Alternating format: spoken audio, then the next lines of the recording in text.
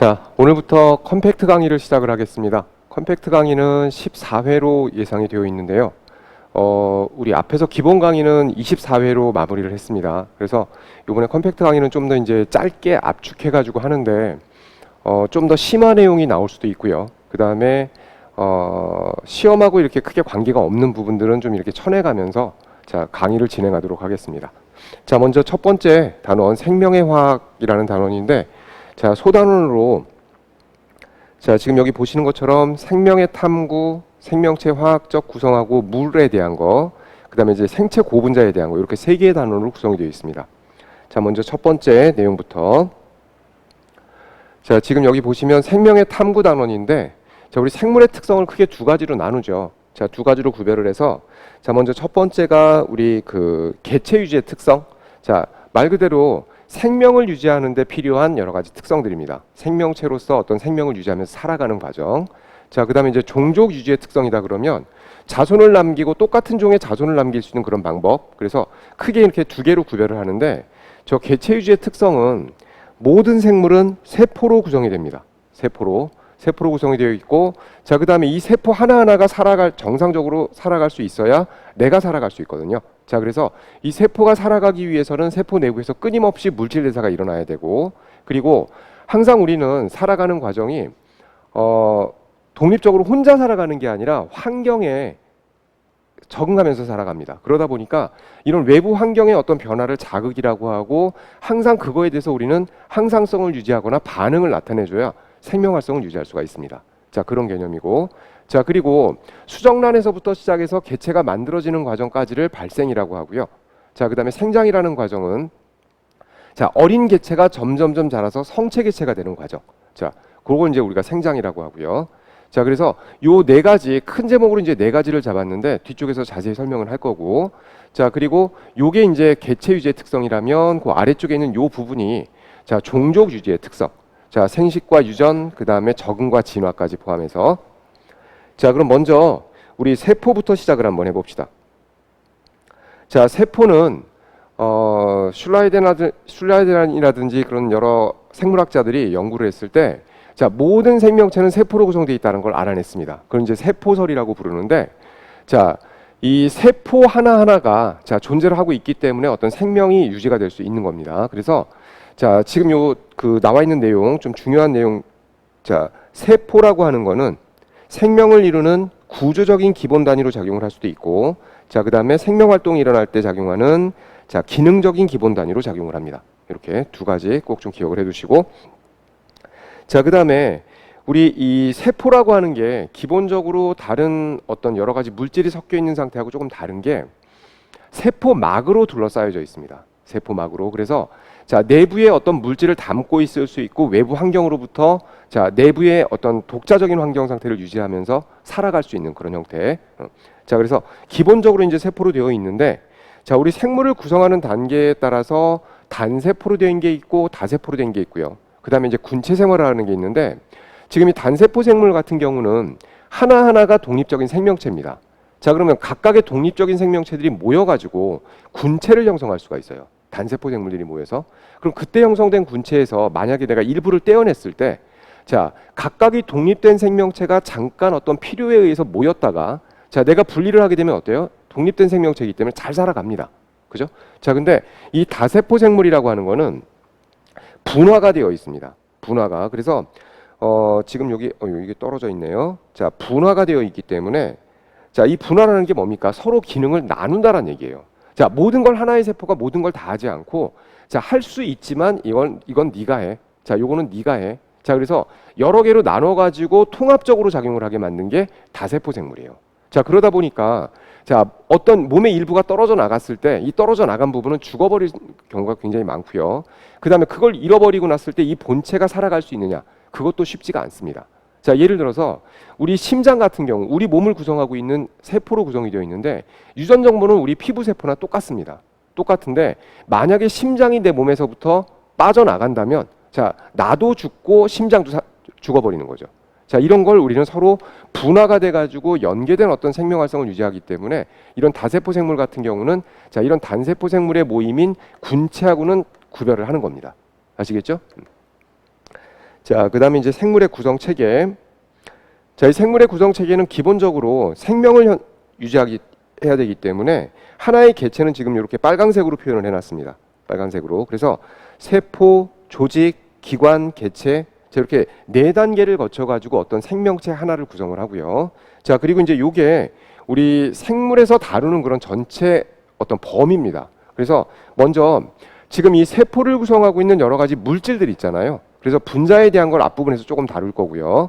자, 그다음에 세포가 있으면 이런 세포들이 모여서 만들어진 조직이라는 게 있는데 이 조직을 한 개의 조직이다라고 한다면 같은 기능을 하는 세포들이 모여 있습니다. 그러다 보니까 기능적으로 같은 기능을 하기 때문에 이 조직을 이루는 세포들은 형태나 모양이 거의 비슷합니다. 크기도 비슷하고.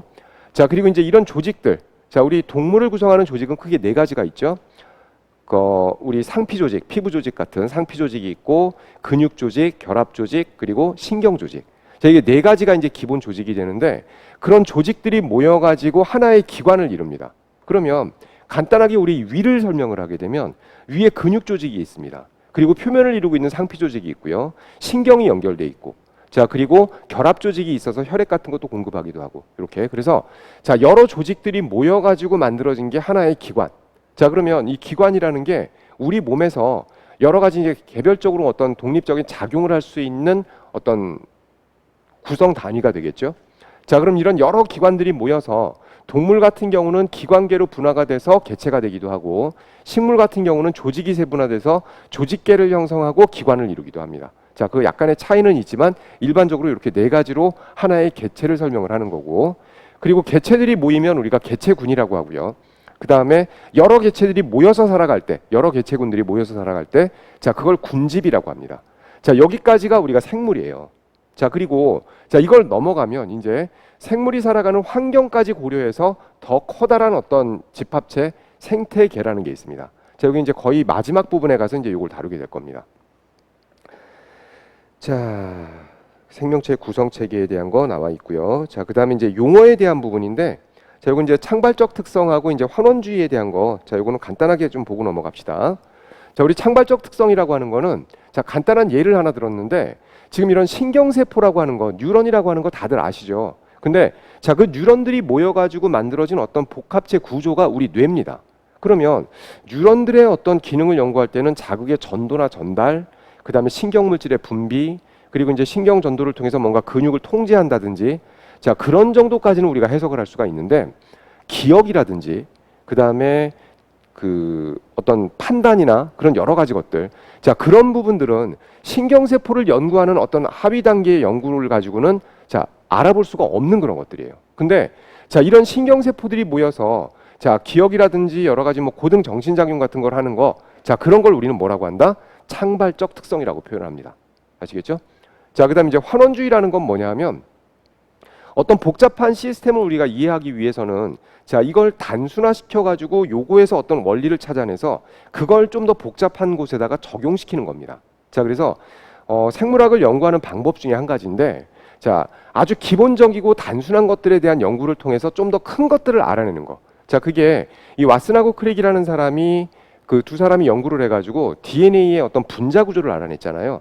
그래서 이 DNA 분자 구조가 알려진 이후에 얘네가 이제 뭐 유전 정보를 담고 있다라고도 알려졌고 그러다 보니까 이 분자 구조 연구를 통해서 단백질이 합성되는 기작이라든지 그런 걸 연구하는 게 굉장히 빠르게 진행될 수 있었습니다. 이렇게 그래서 그런 부분들 그래서 어떤 복잡한 시스템을 우리가 이해하기 위해서는 좀 더 단순화시켜 가지고 기본적인 개념들 연구부터 시작을 한다 하는 게 바로 환원주의의 개념이에요. 되겠죠? 아주 기본적인 용어들이니까 좀 기억을 해두시고요. 자, 그 다음에 이제 두 번째 생물로서의 특성, 개체 유지의 특성으로 물질 대사에 대한 부분인데 우리 화학에서 말하는 화학 반응하고 조금 다르죠. 자, 이거는 화학 반응은 시험관이라든지 어떤 닫힌 개 속에서 발생을 한다면 자, 이런 물질 대사라고 하는 거는 조건이 반드시 세포 내부나 생명체 내부에서 일어나야 됩니다. 자, 그런 걸 우리는 뭐라고 한다? 물질 대사라고 표현을 해요. 생체 내에서. 자, 그래서 이 생체 내에서 물질 대사를 하다 보니까 우리 생명체는 적정 체온 범위를 유지하고 있어야 생명 유지가 가능하거든요. 자, 그래서 어떤 일정한 우리 36.5도라고 하는 체온 범위에서 화학 반응이 일어나도록 하기 위해서 굉장히 활성이 높은 효소라고 하는 촉매를 이용을 합니다. 효소. 그래서 이런 물질 대사가 일어날 때는 자, 물질 대사가 진행될 때는 자, 에너지 대사가 반드시 동반이 되고요. 물질의 변화도 당연한 거고요. 자, 그다음에 효소라는 게 작용을 해서 체온의 범위에서 여러 가지 반응이 일어날 수 있게끔 이렇게. 자, 요게 이제 우리 물질 대사의 특성인데 물질 대사를 크게 구별을 해보면 두 개로 구별을 합니다. 자, 뒤쪽에서 이제 우리가 물질 대사 파트에서 더 자세하게 배울 건데 여기서 용어만 정리를 해보자고요. 자, 먼저 동화작용이라고 하는 거. 자, 그리고 이화작용 이렇게 두 가지가 있습니다. 자, 동화작용이라고 하는 거는 합성 반응, 간단한 용어로 표현하면 합성이라고 표현하면 되는데, 자, 이 합성이라는 게 작은 물질들을 모아서 자, 고분자 물질로 이렇게 변화시키는 과정을 우리가 동화작용이라고 하고요. 자, 근데 이 생물에서 말하는 이 동화작용, 생물학에서만 쓰는 용어입니다. 자, 이런 동화작용이 일어날 때 보면 항상 에너지가 흡수가 되는 흡열 반응이 따라 일어나더라. 자, 이렇게. 자, 그리고 요거에 대한 예로는 이런 것들이 있습니다. 끝에 이렇게 합성이라는 표현이 들어가면 동화작용이라고 생각을 하시면 돼요. 자, 그래서 대표적인 예로 광합성 그러면 이산화탄소를 가지고 좀 더 큰 분자 구조인 포도당을 만들어내는 거. 자, 그다음에 단백질 합성 그러면 아미노산을 가지고 단백질을 만드는 거죠. 포도당을 가지고 글리코젠을 만들기도 하고요. 자, 이런 과정을 우리가 동화작용이라고 하고. 자, 그다음에 이제 이화작용. 자, 이화작용은 분해하는 반응입니다. 분해하는 반응. 자, 그래서 이화작용은 고분자 물질을 쪼개서 저분자 물질로 이렇게 바꿔주는 과정을 우리가 이화작용이라 그래요. 이렇게. 자, 그리고 이화작용은 항상 자, 에너지를 방출하는 반응이 일어나기 때문에 발열 반응이라고도 표현을 합니다. 이렇게. 그래서 이거는 생물학에서만 쓰는 용어이기 때문에 화학적인 어떤 개념을 여기다가 도입을 했을 때 합성 반응이 항상 다 이렇게 흡열 반응은 아닌데요. 그건 화학에서는 맞습니다. 그렇지만 생물 내에서 일어나는 합성 반응에서는 전부 다 흡열 반응으로 진행이 돼요. 자, 그렇게 이해를 해주시면 되고 화학하고 생물하고 이런 부분에서는 조금 분리를 해야 됩니다. 개념적인 부분에서. 자, 그 다음에 생물은 외부 자극에 대해서 끊임없이 반응을 한다 그랬는데 이 자극이라고 하는 게 뭐냐면 환경적인 변화를 자극이라고 합니다. 근데 그 환경적인 변화가 우리 몸 내부에서 발생할 수 있고 외부 환경에서 발생할 수도 있는데 자, 외부 환경에서 발생하는 기압의 변화라든지 온도의 변화, 기온의 변화겠죠. 자, 이런 여러 가지 것들. 자, 이런 것들이 이제 환경적인 변화고 외적인 환경. 그다음에 내부 환경의 변화는 우리 체온이라든지 아니면 뭐 혈압이라든지 삼투압 같은 그런 변화들. 그런 변화가 나타났을 때 그냥 변화가 된 채로 그대로 유지해 버리면 생명을 정상적으로 유지하기가 어려워집니다. 자, 그래서 우리는 그런 외적인 어떤 변화가 나타났을 때, 자, 이런 변화가 나타났을 때, 자, 그거에 대해서 뭔가 반응을 나타내고 항상성을 유지하기 위해서 굉장히 많은 노력을 합니다. 이렇게. 자, 간단한 몇 가지 예를 들었는데, 자, 지렁이한테 빛을 비추면 피합니다. 어두운 곳으로 이동을 해요. 그 다음에 사람의 눈에다가 빛을 비추면 동공의 크기가 줄어들죠. 자, 그 다음에 자, 식물이 빛을 비추게 되면 그 빛이 비춰지는 쪽으로 구부러져 자랍니다. 자, 이렇게 자, 식물이 이렇게 구부러져 자라는 현상을 우리는 뭐라고 한다? 굴성이라고 합니다. 자, 굴성이라고 하고 특히 빛을 비춰주는 쪽으로 이제 향해서 자라나기 때문에 자, 굴성 중에서 자, 식물에 대한 굴성, 빛에 대한 굴성을 양성 굴광성이라 그래요.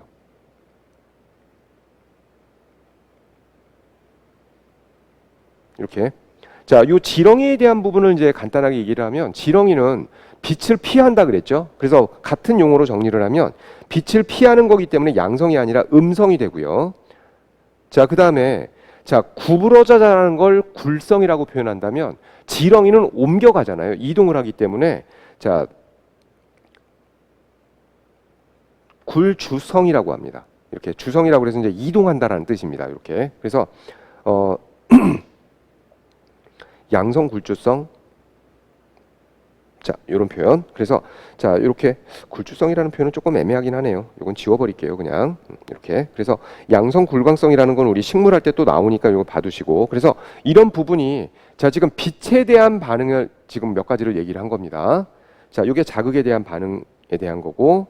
자, 그다음에 이제 항상성을 유지한다라는 게 우리가 살아가면서 일정한 적정 체온 36.5도라는 체온을 계속 유지를 하죠.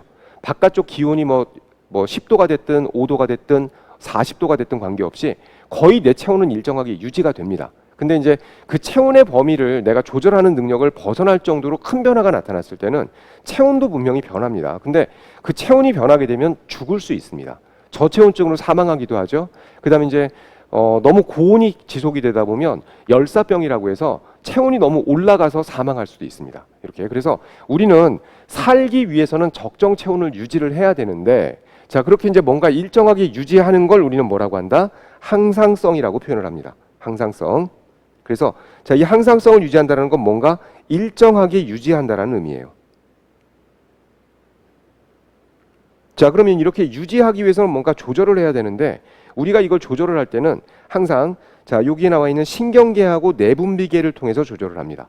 자, 신경계 그러면 우리가 알고 있는 것처럼 뉴런을 가지고 조절하는 거고요. 그 다음에 내분비계를 가지고 조절한다. 이건 호르몬 분비를 통해서 뭔가 조절하는 겁니다. 그래서 자, 내분비계는 호르몬 분비를 통해서 뭔가 조절하는 거, 호르몬이라고만 적자고요. 자, 그 밑에 보면 이제 우리 조절하는 예가 지금 간단하게 나와 있죠. 한번 읽어보시면 될 거고요. 자, 그 다음에 우리 이제 이 조절하는 방식을 크게 두 가지로 나누는데, 되먹임 조절이 있고요. 그 다음에 기량 조절이 있습니다. 자, 먼저 이 되먹임 조절 피드백에 대한 부분은 양성 피드백이 있고 음성 피드백이 있어요. 이렇게. 자, 양성 되먹임은 뭔가 한번 그 분비를 해서 자극을 촉진을 하기 시작을 하면 계속 촉진을 합니다. 뭔가 일이 끝날 때까지. 자, 대표적인 예로 옥시토신이 있습니다. 옥시토신. 그래서 이건 분만을 유도하는 건데, 분만 과정이 끝날 때까지 옥시토신의 분비량은 점차 증가합니다. 자, 그런 걸 우리가 양성 되먹임이라고 표현하고요. 자, 그 다음에 이제 음성 되먹임은 호르몬의 농도가 너무 높아지면 낮추고, 자, 너무 낮아지면 올리고, 자, 이런 식으로. 그 다음에 우리 체온도 마찬가지죠.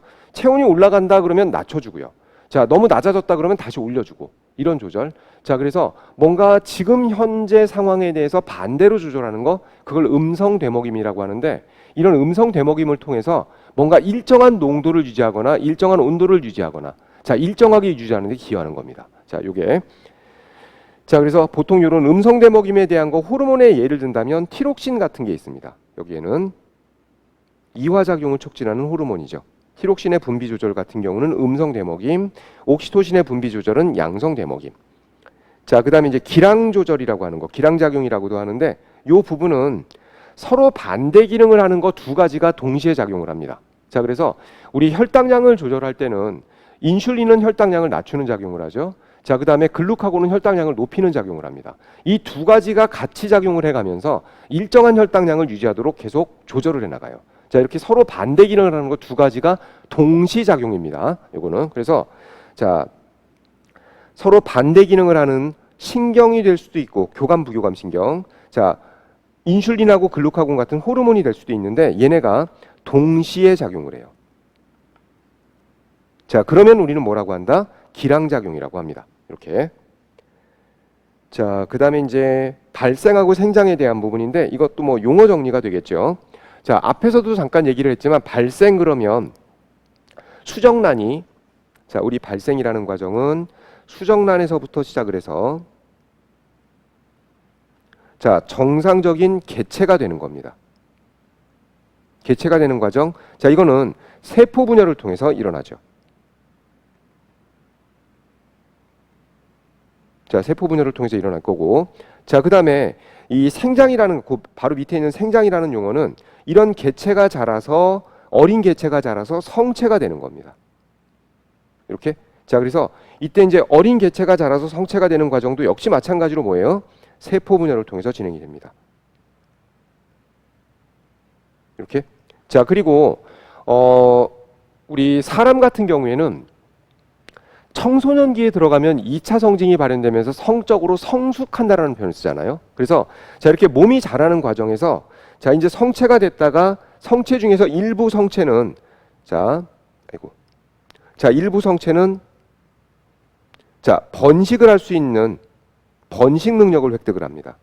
번식 능력. 자, 그래서 자, 이런 과정을 우리는 이제 이 성체가 몸이 자랐다고 해서 다 어른은 아니잖아요. 자식을 낳을 수 있는 준비가 되는 과정. 그게 이제 2차 성징이 발현될 때 여성 같은 경우는 여자들은 사춘기에 생리를 시작을 하면 아기를 낳을 준비가 됐다는 뜻이고 남자들 같은 경우는 이제 뭐 몽정을 한다든지 해서 정자를 배출할 수 있는 능력이 생기면 자, 자손을 낳을 수 있는 능력이 되는 거죠. 그런 거. 그래서 그런 과정을 우리는 뭐라고 하냐면 성적인 성숙이라고 표현합니다. 매추레이션이라고 해서 이렇게. 그래서 이 개체가 되는 이 수정란에서부터 개체가 만들어지는 과정은 우리가 발생이라고 표현하고요. 발생. 자, 그다음에 세포 분열을 통해서 이제 성체가 되는 과정. 자, 이거를 우리가 생장이라고 표현합니다. 이렇게. 자, 각각 용어들만 좀 구별해 주시면 되겠네요. 여기는. 자, 그다음에 이제 우리 자, 종족 유지의 특성으로 생식과 유전인데 자, 먼저 이 생식에 대한 부분 먼저 하나 보자고요. 자, 우리 생식 그러면 번식이라고도 해서 자손을 남기는 거죠. 자손을 남기는 방법인데 그게 크게 이제 종류를 나눠보면 무성생식하고 유성생식으로 구별을 합니다. 자, 무성생식 그러면 암수구별이 없습니다. 암수구별이 없어서 그냥 단순히 세포 분열을 통해서 수가 늘어나면서 개체수가 증식을 해가지고 단세포 생물 같은 경우는 자, 그렇게 개체수를 늘리는 방법도 있고 그 다음에 뭐 일부를 딱 잘라가지고 땅에다가 식물 같은 경우 심었더니 새로운 개체가 자라더라. 자, 이런 방법들. 자, 그래서 성적인 구별 없이 하는 번식 방법이기 때문에 이성에 대한 어떤 이성을 찾아내고 그 다음에 이제 그 선택을 받아야 되고 하는 과정에서 굉장히 많은 양의 에너지가 소모가 되는데 그런 에너지 소모가 없습니다. 그래서 굉장히 에너지적인 면에서는 굉장히 유리한 자, 그런 장점을 가지고 있는데 유전적으로는 굉장히 좀 어떤 다양성이 떨어진다라고 할까요? 그래서 유전적인 면에서는 조금 손해를 볼 수 있는 환경 적응에 대한 그런 부분에서 자, 그런 번식 방법입니다. 그래서 에너지 소모가 적게 일어나고요. 장점으로. 자, 그다음에 빠르게 증식할 수 있다라는 거. 자, 이런 장점이 있지만 단점으로는 자, 유전적인 다양성이 감소하기 때문에 환경 변화에 대한 어떤 적응도가 떨어질 수 있는 어떤 자손이 생길 수 있다라고 하는 단점이 있죠.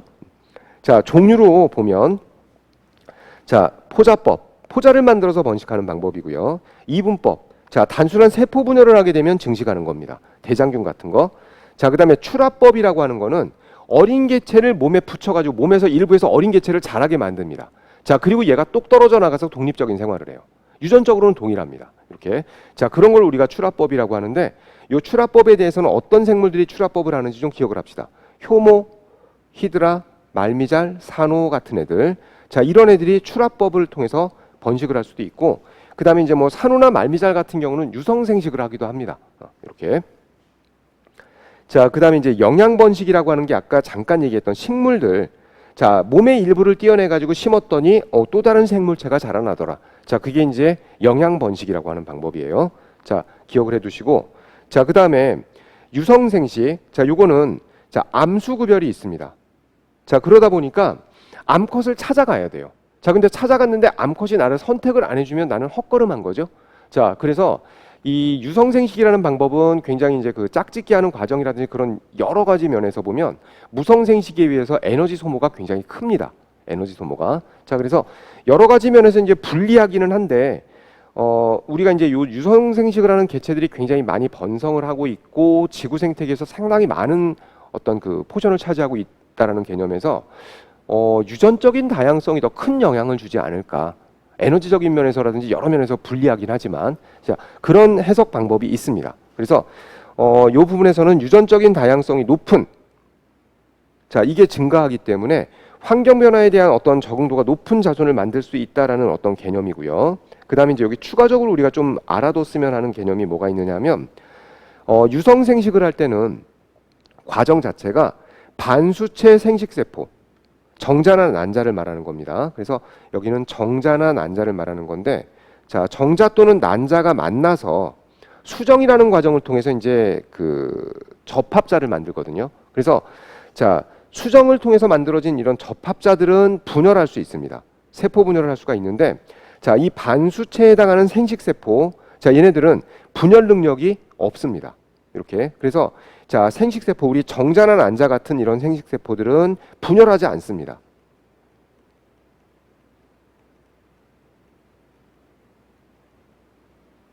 자, 근데 지금 요거 반수체라 그랬잖아요. N 상태. 근데 N 상태가 하나가 또 있어요. 그 위에 보면 자, 포자가 바로 N 상태입니다. 근데 이 포자는 분열을 합니다. 그래서 같은 반수체지만 분열 능력이 있는 애들은 포자라고 하고요. 그 다음에 분열 능력이 없으면 배우자라고 부릅니다. 구별하시겠죠? 그래서 자, 반수체에 해당하는 이런 포자들은 분열합니다. 자, 이렇게 정리를 해두시면 되고요. 자, 그 다음에 유전. 유전이라고 하는 거는 우리 그 부모를 닮죠. 자, 우리 엄마 아빠를 닮은 자식이 태어나는 거. 그게 이제 각각 고전적인 개념에서는 그냥 그 유전 물질이라는 게 뭔가 있을 거다. 그래서 각각의 엄마 아빠가 가진 유전 물질이 일부가 자손한테 넘어가기 때문에 닮은 자손이 태어난다라는 표현을 하는데, 그게 이제 현대에서는 DNA가 유전 물질이라는 걸 알고 있고, 그다음에 이제 생식 세포를 만드는 분열 방법, 감수 분열이라고 하죠. 그 감수 분열을 통해서 아빠가 가진 유전 정보의 절반을 갖고 있는 정자를 만들고요. 엄마가 갖고 있는 유전 정보의 절반에 해당하는 유전 정보가 포함된 난자를 만들어내서 그게 합쳐져 가지고 수정란이 되고 개체가 만들어지기 때문에 부모의 반반씩을 담는 겁니다. 아시겠죠? 자, 그런 걸 우리가 이제 유전이라고 표현하는 겁니다. 자, 그다음에 또 하나, 자, 적응과 진화에 대한 개념인데, 앞에서 우리가 그 환경 변화에 대한 어떤 그 반응을 보인다, 또 항상성을 유지한다라는 그런 개념인데, 이런 적응과 진화에서 이제 적응이라는 부분은 좀 더 긴 변화에 대한 시간적으로 봤을 때, 자, 긴 시간에 나타난 어떤 변화에 대한 몸 구조의 변화 같은 것들을 우리가 이제 적응이라고 합니다. 적응. 그리고 자, 진화라는 개념은 이 적응이라는 개념하고 진화라는 개념은 어떻게 보면 그 비슷한 개념을 다루는 거예요. 자, 그래서 이 환경 변화에 따른 어떤 적응 과정을 우리는 이제 이 분리를 해서 생각을 하는데, 진화라는 과정은 자, 이런 적응이 일어나는 과정 중에서 이제 적응이 쭉 진행되다 보니까 이전의 개체하고는 좀 더 다른 개체가 됐다라고 했을 때 그런 부분에 대한 연구를 진화학이라고 표현합니다. 이렇게. 그래서 비슷한 개념이라고 생각을 하셔도 되는데, 자, 이 적응이라는 거에 대해서는 이렇게 예를 들어 가지고 한번 생각을 하면서 이해를 한번 해봅시다. 뭐냐면 여러 가지 이제 우리가 살아가는 과정에서 환경적인 변화가 나타나잖아요. 그러면 자, 갑자기 더워졌다 그러면 땀을 많이 흘리면서 항상성을 유지합니다. 자, 근데 자, 더운 기후가 뭐 한 2달, 석 달 정도 지속되는 게 아니라 몇십 년, 몇백 년 동안 계속 진행이 됩니다. 자, 그러다 보면 몸의 구조가 바뀔 수 있습니다. 땀을 좀 더 많이 흘리는 그런 구조가 아니라 귀 크기가 커진다든지 몸의 말단부의 크기를 키워가지고 열 발산을 늘리는 겁니다. 이거는 자, 뭐 100세대 이전하고 100세대 이후 개체의 어떤 형태적인 차이가 발생했다. 자, 그거는 환경 변화에 대한 어떤 적응이라고 해석을 하는 거고요. 자, 그럼 이런 차이 때문에 100세대 이전 개체하고 100세대 이후 개체의 유전적인 어떤 변화가 나타났다. 자, 그리고 나중에 보니까 그 어떤 생식적인 면에서 자, 교배가 일어나지 않는 새로운 종으로 발생을 합니다. 그러면 그걸 진화라고 표현하는 거예요. 아시겠죠? 자, 그래서 지금 우리 적응에 대한 예를 지금 한 3가지 정도 드러났는데, 자, 먼저 육식동물 같은 경우에 자, 송곳니하고 발톱 같은 걸 가져서 굉장히 효율적으로 사냥할 수 있도록, 자, 그러면 자, 이런 육식동물의 먹이가 되는 그 초식동물들을 보게 되면 도망을 빠르게 가기 위해서 발굽 같은 걸 가지거나 아니면 빠른 다리, 자, 그 다음에 이제 뿔 같은 걸 가져서 자기를 보호할 수 있게끔, 그러면 자, 이런 것들을 우리가 이제 적응이라고 하는 거고, 그리고 이제 건조한 환경에서 적응하다 보니까 선인장 같은 다육식물 같은 경우는 잎 구조를 변형시켜 가지고 가시로 바꿉니다. 그리고 이제 저수 조직 같은 걸 갖기도 하고요. 자, 그다음에 마지막에 자, 우리 C4 식물이라고 해서 이제 우리가 광합성에서 다룰 건데, 일반적인 식물들 우리 주변에 있는 대부분의 뭐 C3 식물이라는 게 있어요. 근데 그런 애들은 고온 건조한 환경에서는 광호흡이라는 걸 합니다. 이렇게. 그래서 이런 광호흡을 하게 되면 그 광합성량이 한 절반 정도까지 이렇게 감소하는 문제가 생기거든요. 그래서 이런 C4 식물 같은 경우는 이런 환경에서 오랫동안 적응해서 살다 보니까 자, 이 광합성하는 어떤 과정을 조금 변형을 시켰어요. 그래서 자, 대사 과정 자체가 어떤 변화가 나타나서 자, 이런 고온 건조한 환경에서도 광호흡을 거의 하지 않는 그런 형태가 되더라. 자, 그런 걸 우리가 적응이라고 해석을 합니다. 아시겠죠? 자, 진화라는 과정은 맨 마지막에 있는 내용을 한번 보자고요. 자, 보통 우리는 이제 집단 진화를 보통 얘기를 하는데, 유전자 풀의 변화가 나타납니다. 집단을 구성하는 유전자의 어떤 그 구성 형태. 자, 이런 유전자 풀의 변화가 나타나고, 자, 이런 유전자 풀의 변화는 돌연변이에 의해서 발생할 수가 있습니다. 이렇게. 근데 이렇게 변화가 돌연변이가 발생을 했을 때 유전자 풀의 변화가 발생을 하는 게 자연 선택이 여기에 더해져요. 이렇게. 자, 그러면 자, 이렇게 돌연변이가 발생하고 자연 선택이 가미가 돼서 자, 유전자 풀의 변화가 자, 이걸 조금만 이렇게 수정을 해 볼게요. 자, 돌연변이가 일어나고 그다음에 자연 선택이 일어나서 자, 이런 부분에 의해서 자, 유전자 풀의 변화가 나타나면 우리는 뭐라고 한다? 진화하고 있다라고 표현하고, 자, 이런 진화는 어떤 그 유전자 풀이라는 개념이 집단에 대한 개념이거든요. 그래서 자, 집단 진화 개념을 우리는 지금 받아들이고 있습니다. 아시겠죠? 개인적인 어떤 진화는 진화라고 인정하지 않아요. 형태적인 어떤 변이라고 표현을 합니다. 그런 부분들은.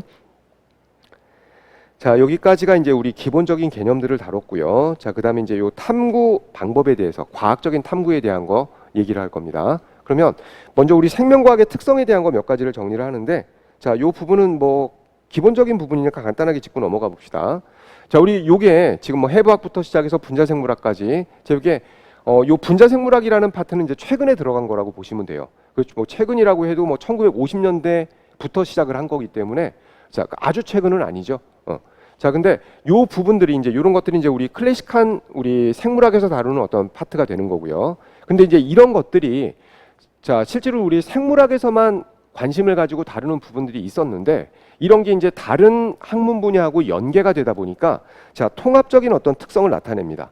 자, 생물역학 그러면 우리 운동선수들 부상 방지하기 위해서 물리학적인 여러 가지 어떤 과정, 그 개념이라든지 그런 걸 도입을 해가지고 근육이 움직일 때 자, 이런 각도로 움직이는 것보다 약간 세워서 이런 각도로 움직이면 근육에 무리가 좀 덜 간다. 그럼 부상을 좀 덜 당할 수 있다. 자, 이런 게 순수한 생물이 아니죠. 물리학적인 어떤 방법들이 동원이 돼가지고 자, 우리 생물학을 좀 더 그 확장해서 해석을 하는 방법입니다.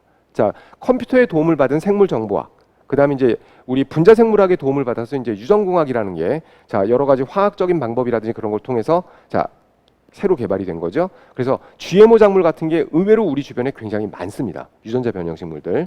자, 그다음에 이제 인공 장기 같은 거 만드는 거 이렇게. 자, 이런 부분들이 있고요. 자, 이런 것들은 전체적으로 모식화한 그림입니다. 이 아래쪽에 있는 그림은 한번 봐두시고요.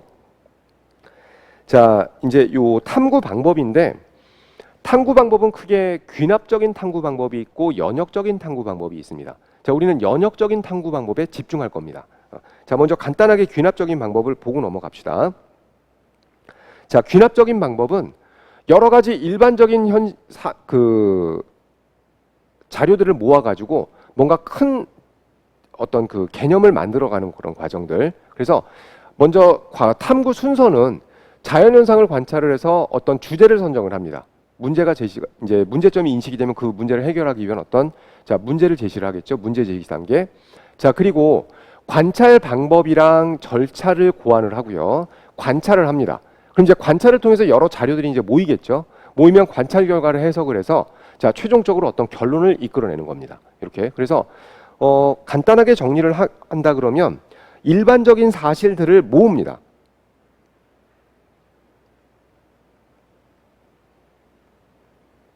자, 일반적인 사실들. 자, 이제 목적을 가지고 수집을 하겠죠. 그래서 이런 일반적인 사실들을 수집을 해서 모아 가지고 분석을 해서 일반화시키는 겁니다. 일반화시켜서 어떤 법칙을 이끌어내기도 하는 거예요. 이렇게. 자, 이걸 우리가 귀납적 탐구 방법이라고 하는 거고, 자, 그거에 대한 내용들은 이제 아래쪽에 정리해놨으니까 이제 한번 보시면 되는데, 자, 귀납적 추리의 예는 좀 기억을 합시다. 뭐냐면 진화론. 자, 다윈이 진화론을 제시를 했죠. 근데 이 다윈이 비그로를 타고 이제 전 세계를 여행을 하다가 갈라파고스 군도에 도착을 했습니다. 물론 이 사람은 이제 박물학자였기 때문에 여러 가지 이 여행을 하면서 이제 여러 가지 것들에 대해서 연구를 했습니다. 수집도 하고. 근데 갈라파고스 군도에 있는 각각의 섬들을 돌아다니면서 그 섬에 살고 있는 핀치새라고 하는 새들에 대해서 이제 관심을 가지게 됐어요. 근데 가만히 보니까 얘네들은 크기나 형태가 다 다른데 어떻게 보니까 공통점이 굉장히 많이 관찰이 되더라. 자, 그래서 그런 어떤 그 개체들의 차이가 발생을 한 게 진화하는 과정의 일부가 아닐까라고 이제 해석을 했던 겁니다. 그래서 이제 진화론이라는 학설이 만들어지게 된 거고요. 자, 그다음에 세포설. 자, 이거는 자, 우리 귀납적 탐구라 그랬죠. 뭐냐면 그 슐라이덴하고 슈반 같은 사람들이 이제 현미경을 이용해서 여러 생물들의 세포들을 이제 연구를 하기 시작을 한 겁니다. 여러 생물들의 몸체를 구성하고 있는. 근데 연구를 하다 보니까 작은 주머니 같은 구조 속에 뭐 핵 같은 게 들어있는 그런 주머니 같은 구조로 이런 구조들로 개체가 구성이 되더라. 닭도 그런데 개도 연구해 보니까 똑같더라. 자, 여러 동물들을 연구해 보니까 모든 동물은 세포로 구성되어 있다. 자, 이런 게 이제 세포설입니다.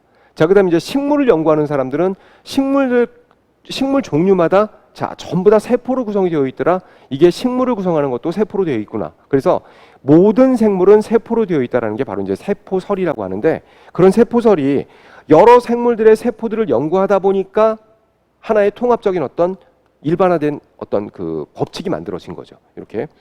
자, 그다음에 멘델의 유전 법칙도 마찬가지예요. 자, 여러 세대에 거쳐 가지고 이제 유전 연구를 하다 보니까 자, 분리의 법칙, 우열의 법칙, 독립의 법칙이라는 게 찾아지게 된 겁니다. 이런 식으로. 그래서 자, 이런 게 이제 귀납적인 탐구 방법의 예가 되는 거고요. 자, 그리고 이제 이 생물학에서 그 앞에서 설명드렸던 귀납적인 연구 방법도 많이 이용을 합니다. 예를 통해서 이제 설명을 드렸던 것처럼. 근데 연역적 추리 방법이 좀 더 뭐라 그럴까요? 보편화돼 있다라고 할까요? 좀 더 많이 쓰이는 방법이긴 해요. 귀납적인 방법이 안 쓰이는 건 아닙니다. 자, 연역적인 탐구 방법은 자, 요겁니다. 자, 먼저 자연현상을 관찰을 해가지고 관찰을 하다 보니까 뭔가 문제가 인식이 돼요. 그럼 이제 이걸 해결을 해야 되는데 이 문제점을 해결하기 위해서 자, 그 귀납적인 탐구 방법에서는 쓰이지 않았던 가설 설정 단계가 있습니다. 자, 그래서 정답은 아니에요. 정답은 아니지만 자, 뭔가 가상적인 답을 하나 만들어 놓고 그 답이 맞는지 틀리는지 우리가 확인을 할 겁니다. 그래서 탐구 설계 및 수행, 그다음에 이제 실험 결과를 해석을 해가지고 뭔가 결론을 도출하는 자, 이런 과정입니다. 그래서 우리 우리 잠깐 필기를 할게요. 자, 귀납적 탐구 방법은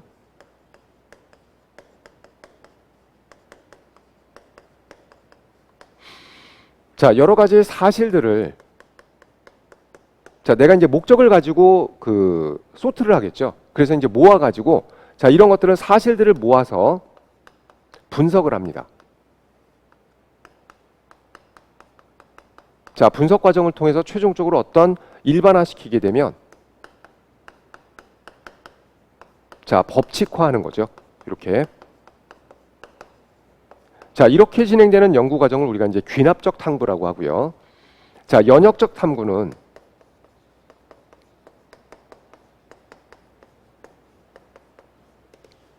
자, 문제가 인식이 돼요. 자, 그러면 자, 문제를 해결하기 위해서 가설을 설정을 합니다. 자, 문제 인식부터 한번 요거 써볼까요?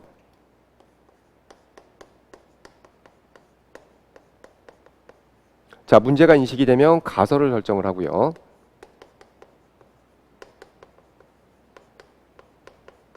자, 그리고 이제 이 가설을 검증하기 위해서 자, 우리 실험, 탐구라고 하는 거를 자, 탐구를 설계하고 수행을 합니다. 이렇게. 자, 그럼 이제 실험을 했기 때문에 어떤 실험 결과가 나오겠죠. 그럼 실험 결과가 나오면 자, 그 자료를 분석을 해요.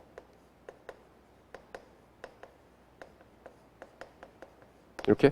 자, 이 자료 해석이라는 과정은 뭐냐 하면 자, 이제 이런 실험 결과를 가지고 도표로 만들거나 그래프로 바꿔주는 겁니다. 이렇게.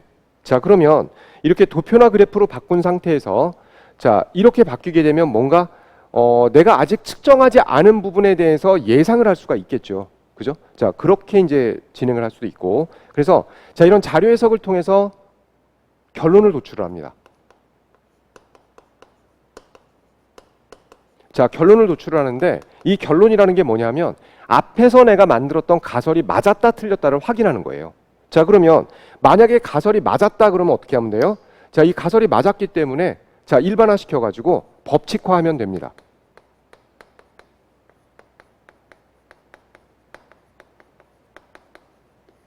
이렇게. 자, 근데 이거는 가설이 맞았을 때 이렇게 되는 겁니다. 이렇게. 자, 근데 가설이 틀리면 그냥 덮어버리는 겁니까? 그건 아니고요.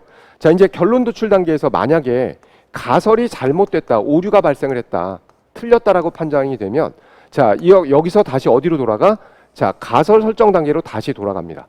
새로운 가설을 세워요. 그래서 새로운 가설을 세우고 새로운 탐구 설계를 수행을 하고 설계하고 수행을 한 다음에 새로운 자료를 뽑아내 가지고 뭔가 다시 이렇게 언제까지, 자, 가설이 맞았다라고 판단이 될 때까지 계속 반복적으로 이 과정을 진행을 하는 겁니다. 자, 이걸 우리가 연역적인 탐구 방법이라 그래요. 자, 그러면 여기서는 이런 연역적인 탐구 방법에서는 가설 설정도 굉장히 중요하고, 자, 이것도 굉장히 중요합니다. 그리고 자, 어떻게 실험을 설계하고 할 건지, 자, 이거 굉장히 중요하겠죠. 이렇게. 자, 그래서 요거에 대한 걸 조금 더 볼 건데, 우리 가설이라고 하는 거 좀 전에도 우리가 잠깐 말씀을 드렸지만 정답이 아니라 그랬죠.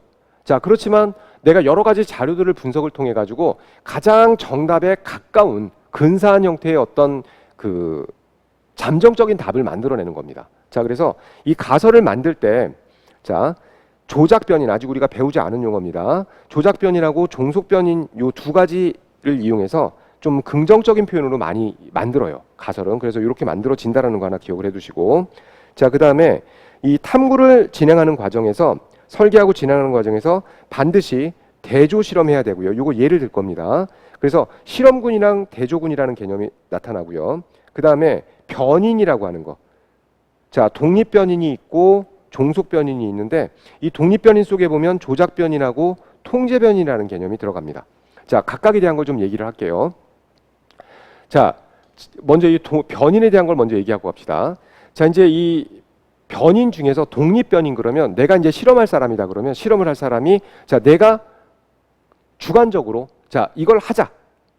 여기다간 처리하지 말자. 뭐 이렇게, 자, 결정권은 내가 가지고 있는 거잖아요. 그래서 이런 독립변인은 실험자가 목적에 맞게끔 어떤 실험의 어떤 임의적으로 이제 변화를 시키거나 일정하게 유지하거나 하는 그런 요인들을 전체를 다 묶어서 독립변인이라고 하고, 그 안에 보면, 자, 가설 검증을 위해서 뭔가 체계적으로 변화시켜 나가는 요인을 조작변인이라고 하고요.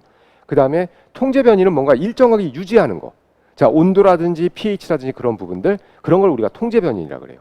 그러면 자, 이런 걸 우리가 이제 독립변인이라고 했을 때, 종속변인은 뭐냐면 이 독립변인 중에서 조작변인에 의해서 나타나는 어떤 결과를 말합니다. 결과. 그래서 보통 우리가 이제 실험 결과를 우리가 종속변인이라고 얘기를 많이 해요. 아시겠죠? 자, 일단 요거는 이제 용어에 대한 부분이고, 그다음에 이제 실험을 하는 과정에서, 자, 뭔가 이제 이런 조작변인을 통해서 얻어진 결과를 해석을 할 때, 체계적으로 뭔가 변화를 시켰다 그러면 그 변화를 시킨 대상에 해당하는 게 실험군이고요. 변화시키지 않은 어떤 집단을 만들어서 얼마나 큰 변화가 나타나는지를 비교하기 위한 기준으로 잡는 겁니다. 그래서 우리 대조군은 비교 기준이에요. 비교 기준. 자, 그래서 뭔가 변화가 나타났는데 그 변화가 나타났을 때 얼만큼의 변화가 나타났다라고 우리가 판단하려면 반드시 뭔가 기준점이 있어야 되잖아요. 그래서 이 대조 실험이라고 하는 게 기준점을 제시하고 실험을 해야 올바른 어떤 변화량이라든지 그런 것들을 판단할 수 있기 때문에 실험을 할 때 굉장히 중요하게 작용하는 겁니다. 그래서 실험실에서는 보통 이 대조군을 컨트롤이라는 실험실에서 쓰는 용어들이 있어요. 그렇게 대조군 설정을 하고 반드시 실험을 해야 되는 겁니다. 자, 우리 실험 예를 하나 들면서 직접 보면서 한번 얘기를 해봅시다. 자, 먼저 요 파스텔 연구부터 요 얘는 조금 이따가 보고요. 자, 먼저 요걸 보자고요. 자, 탄저병 백신을 개발하고 싶은 겁니다. 자, 그러면 이 탄저병 백신을 접종을 하면 탄저병에 걸리지 않을 것이다라고 하는 게 이제 가설이 되는데, 자, 여기 지금 보면 밑줄을 쳐가지고 내가 각각 조작변인하고 종속변인 얘기했는데, 자, 요건 요 밑에 걸 보고 나서 다시 돌아와 봅시다. 자, 그러면 일단 우리가 백신을 하나 개발을 했는데 그 백신이 진짜 효과가 있는지를 알아보고 싶은 겁니다. 그래서 이제 실험을 할 건데, 자, 실험을 할 때 어떻게 자, 요게 이제 올바른 실험 설계 방법이고요. 자, 잘못된 실험 설계 방법을 먼저 하나 옆에다가 소개를 하고, 자, 저거하고 한번 비교를 해봅시다.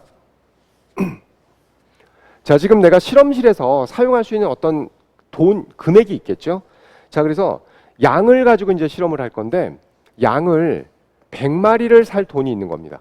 자, 그래서 양을 100마리를 사가지고 와서 자, 얘를 가지고 실험을 할 거예요. 그러면 우리 좀 전에 탄저균에 대한 어떤 탄저병에 대한 백신을 개발했다 그랬는데 이 100마리에 대해서 자, 전체 100마리에다가 전부 다 똑같이 탄저균을 접종을 합니다. 백신을 접종을 합니다. 자, 백신을 접종을 하고 시간을 일정하게 한 뭐 10일이면 10일 정도 경과를 시켜요. 자, 그런 다음에 독성이 강한 탄저균을 주사를 해요. 이렇게. 자, 그리고 나서 자, 한 10일 정도 지난 다음에 얼마나 양이 살아남아 있는지를 확인을 합니다. 자, 그랬을 때 자, 10일 정도 지나니까 자, 여기서 한 90마리 정도가 살아남았다. 자, 그러면 지금 100마리의 양을 대상으로 했을 때 90마리가 살았으니까 이 백신을 접종을 했을 때 자, 90%의 어떤 생존율이 지금 나타났다라고 우리가 판단할 수 있죠. 이렇게. 자, 근데 이제 이렇게 실험 데이터를 꾸려가지고 우리나라 보건복지부에다가 이제 우리 내가 만든 백신 판매하게 허락해 주세요라고 이제 서류를 딱 올립니다. 그러면 일주일도 안 돼서 반려가 됩니다. 실험 잘못했다. 다시 해가지고 와. 이렇게. 자, 그러면 이 실험이 이제 어디가 잘못됐느냐 하면 비교 기준이 없는 겁니다. 자, 앞으로 돌아가 봅시다. 자, 먼저 100마리를 사가지고 왔다 그러면 A그룹하고 B그룹 두 개의 그룹으로 나눕니다. 두 개의 그룹으로 나눠서 50마리씩 나눠가지고 A그룹에는 생리식염수를 주사를 하고요. B그룹에는 탄저병 백신을 주사를 합니다. 그럼 50마리씩 지금 한쪽은 생리식염수를 주사를 맞았고 탄저병 백신을 맞았죠. 자, 그런 다음에 일주일 정도 지나서 아까는 열흘이라 그랬는데 자, 일주일 정도 지나서 각각 독성이 강한 탄저균들을 여기도 접종을 하고 여기도 접종을 해요. 자, 그런 다음에 자, 일정한 시간이 지나가지고 생존율을 계산을 할 겁니다. 자, 그랬을 때 생존율이 이렇게 나와. 자, 먼저 A그룹.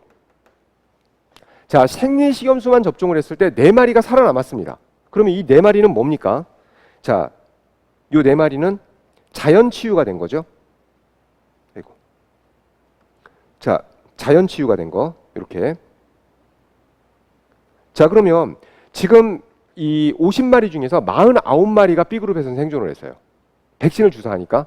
그러면 이걸 고려하지 않고 이 실험을 안 했을 때는 자, 49마리가 생존했을 때 우리가 98%만큼의 어떤 생존율을 나타낸다라고 볼 수 있잖아요.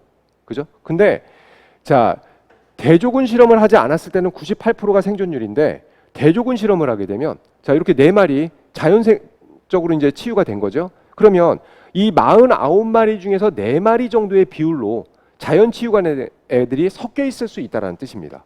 그러면 우리가 그 백신이라고 하는 거에 어떤 효과를 보려면 자연 치유가 된 거는 제외하고 봐야 돼요. 자, 그래서 실제로 이 생존율이 98%가 아니라 90%가 되는 겁니다. 이 중에서 4마리를 빼고 45마리에 대한 생존율만 고려를 해야 되니까. 아시겠죠? 자, 그래서 이렇게 실험을 해야 제대로 된 시험을 한 거고 자, 이럴 때 자, 탄저병 백신을 주사한 그룹에 해당하는 이 B그룹이 자, B라고 하는 그룹이 실험군입니다.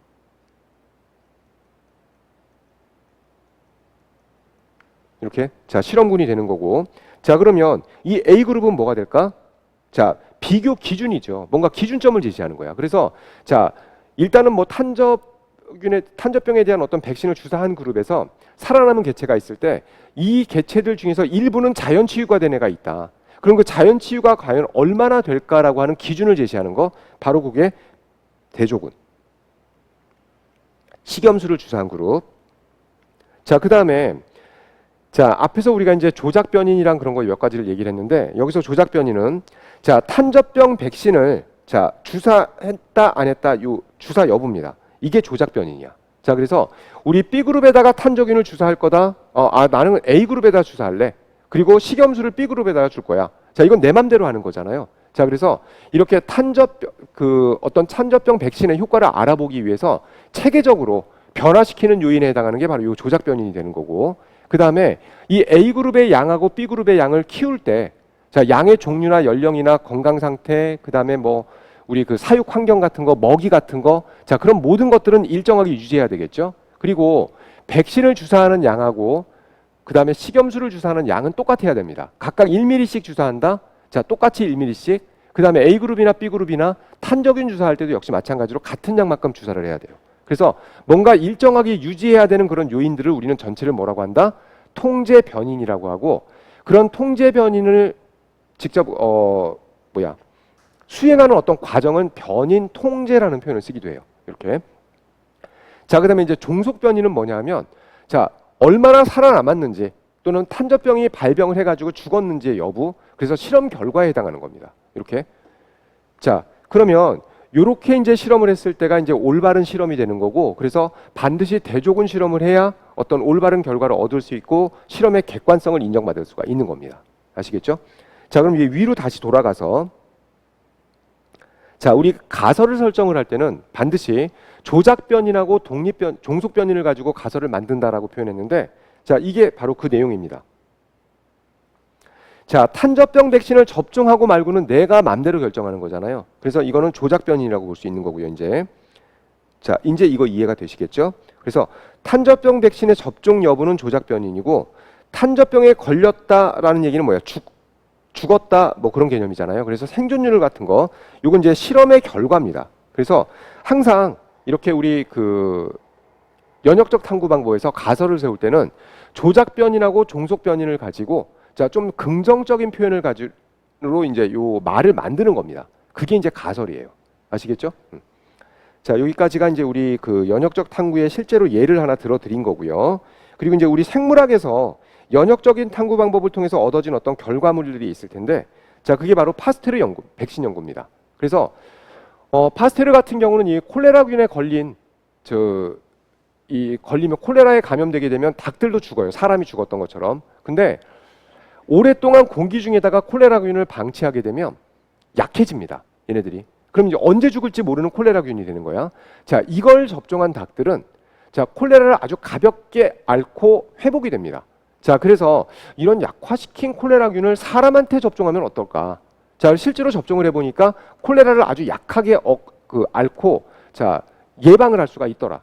자, 그래서 이제 콜레라 백신이 이제 만들어진 건데, 자, 이 콜레라에 대한 백신뿐만이 아니라 굉장히 다양한 백신들이 이런 방법을 통해서 만들어진 겁니다. 자, 그리고 에이크만의 각기병 연구. 자, 이것도 마찬가지야. 자, 각기병에 걸린 닭들한테 백미를 주다가, 자, 이제 이걸 현미로 바꿉니다. 먹이를. 그 바꿨더니만 각기병 증상이 호전이 되더라. 자, 이게 뭔가 관찰이 된 거죠. 문제가 인식이 된 거예요. 그러면 이 각기병을 치료하는 성분이 여기 들어있지 않을까? 가설을 세운 거죠. 자, 그런 다음에 실제로, 자, 실험군, 대조군 구별을 해가지고 현미하고 백미를 이렇게 각각 주면서 각기병이 치료가 되는 걸 관찰을 하고, 그리고 비타민 B가 원인이라는 것까지 알게 돼요. 이렇게. 자, 이런 게 이제 각기병 연구에도 연역적인 탐구 방법이 쓰였고, 자, 플레밍이 페니실린 발견한 것도 역시 마찬가지입니다. 이렇게. 그래서 이 푸른 곰팡이에 오염된 어떤 배지에서 세균이 증식하지 않는 걸 관찰을 하고, 그럼 이 푸른 곰팡이가 세균을 죽이는 물질을 만들지 않았을까라고 가설을 세운 겁니다. 그래서 이제 알려지게 된 게 페니실린. 되겠죠?